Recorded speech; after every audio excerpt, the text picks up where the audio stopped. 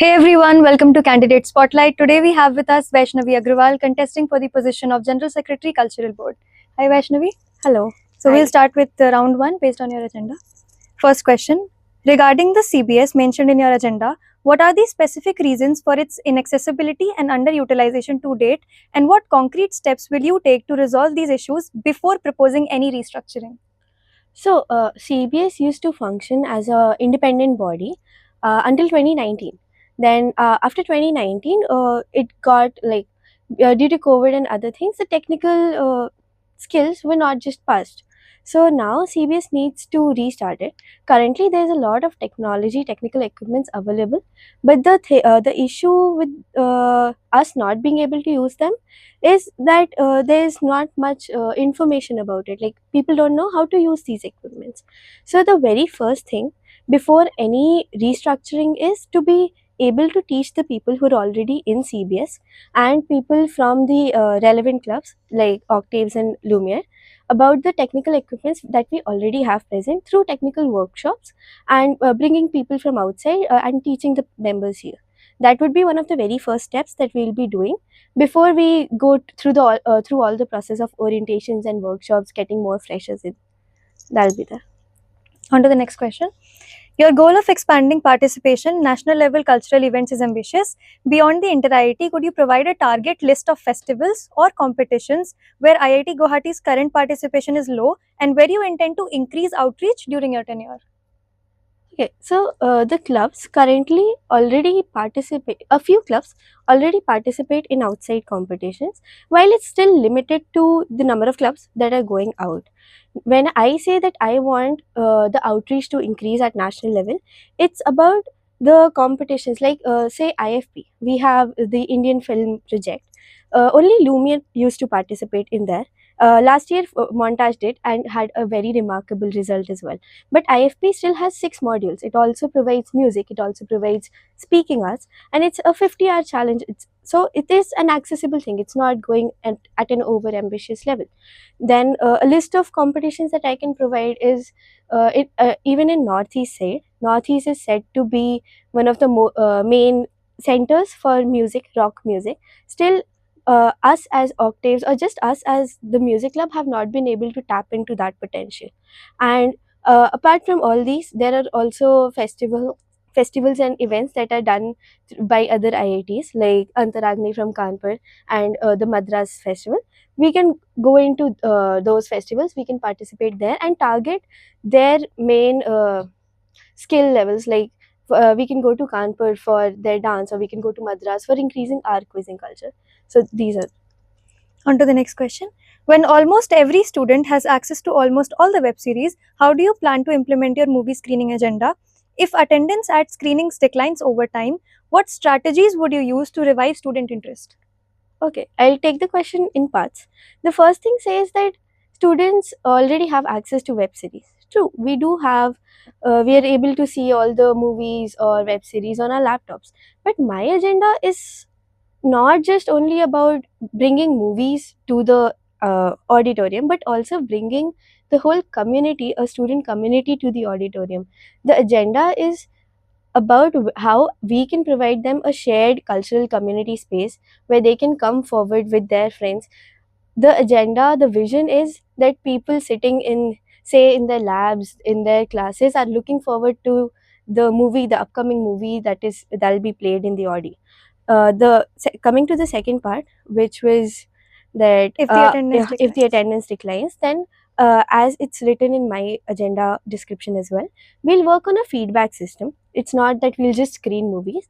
We'll take regular feedbacks on if the campus community is liking the screenings or not, the choices or not, if there are some regional movies that they want to watch, and we'll work out if it declines, why it's declining. We'll see through feedbacks and work on the same.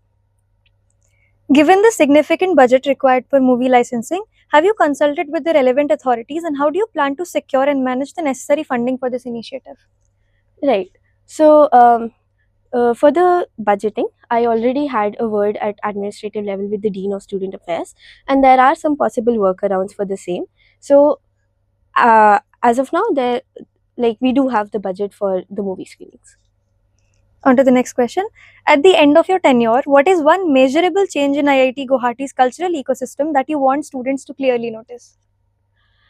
One measurable change in the cultural ecosystem would be that I want cultural board to be visible in the students' life, not just when there is some festival or fest coming up, but in their day-to-day lives as well.